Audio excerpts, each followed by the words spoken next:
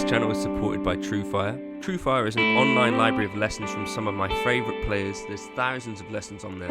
You can use the promo code JNC40 to get 40% off of any of their courses.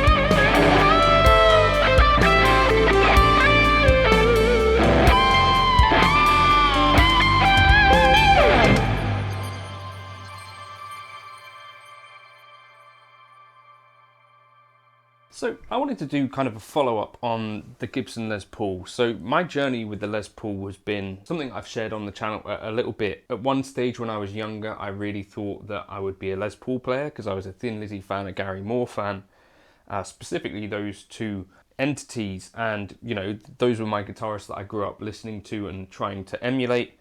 And I just loved the look of them. At some stage, I walked into a guitar shop and had the chance to try a Gibson Les Paul Standard. And after playing an Ibanez RG for many years, it was a thing that was so alien to me that I couldn't really see myself playing one. Cut to, you know, sort of 20 years later or something, 15 years later, and myself and David Beebe got chatting. We thought, you know, neither of us have ever really owned a proper Gibson Les Paul. Maybe it'd be interesting to keep an eye out for one. I found one for him that was basically the same as this, 2002. His had a 60s neck, mine has a 50s. And at that stage, after trying his and finding this one for him, I thought, well, there's no way I could go without owning a Gibson Les Paul, having played one. And I recently saw that Andy Wood, shout out Andy, also just got one, I think, as part of the Sweetwater thing. He's ended up with a Murphy Lab, which are incredibly expensive compared to many other guitars, sort of between 5 to 8 grand, I think, is the kind of going rate for a Murphy Lab new. Jake, my friend, has also got a Murphy Lab. The difference that I've found with the Murphy Lab compared to these, they are quite a different instrument because generally they'll have the smaller frets and quite sort of vintage style pickups that may or may not be potted and are probably a fair bit lower output than these more modern types of Les Pauls. Over the years, the Les Paul has kind of gone through some changes that are a little bit underneath the surface. For instance, you know, weight relief in the body, things like the tenon, the neck tenon. I think as well, just aspects like the actual neck itself and, you know, all sorts of aspects. But essentially, they end up looking the same. So My thinking is, when I look back, it's not quite regret, but it's also a thing where I feel like a little bit of a sense of waste, where I don't necessarily, even to this stage, play the Les Paul as much as I feel like it deserves. So for me, I paid like £1,650, I think, something like that for this. And Monty's were kind enough to swap in some underwound paths in it, which I really like the sound of. And they're a little bit brighter than the typical kind of pickup that you'd find in a Les Paul, so that works for me a bit better, being a single coil player typically.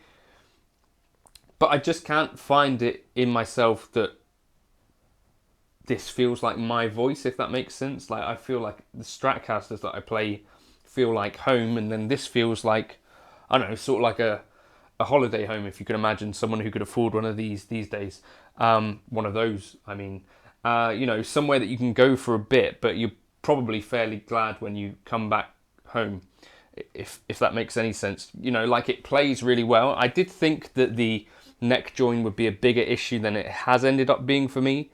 Another thing that I was concerned about was the weight. This one weighs about £9 and 2 ounces, I think it was. The biggest thing that I'm happy with about this is that it stopped me from spending way more money on something like an R9 and R8 or a custom shop type thing, you know, Murphy Lab even, because I know from having this Les Paul in the house that I don't play it enough even to necessarily justify the amount of money that I got tied into this one, let alone spending a future child's college funds on a more expensive guitar that I'm almost certain that I wouldn't play any more than I play this one. So it's one of those things where I kind of like the idea of having a Gibson Les Paul, and I like the idea of having one to play, you know, if ever I catch that bug.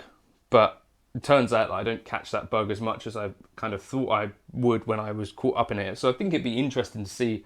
I think Rhett Charlotte also recently just went through a Les Paul thing and ended up with a custom shop R9 or something like that. Be interesting to see. This is the way that you can judge these things, I think, is by seeing how much the people actually end up playing them.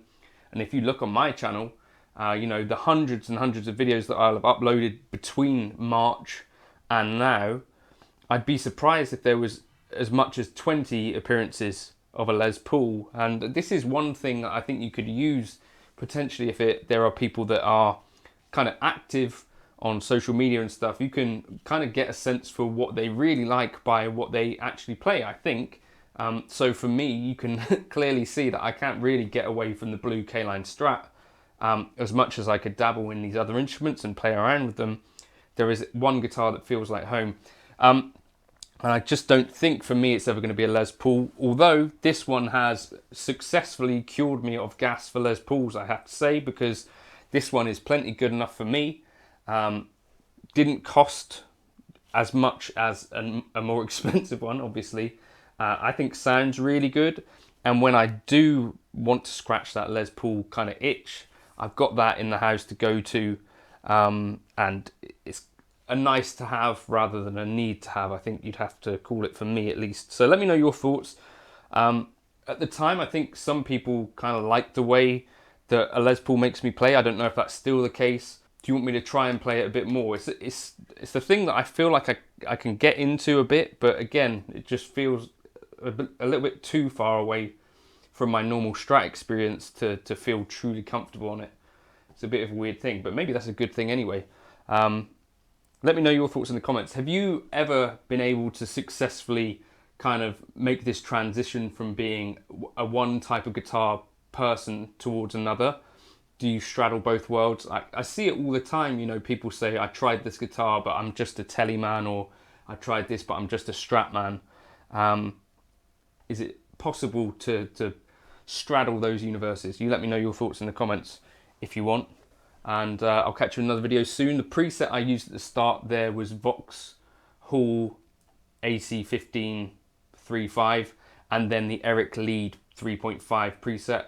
Use the PayPal link if you want to grab those. Yeah, that's the Les Paul. That's my journey with it so far.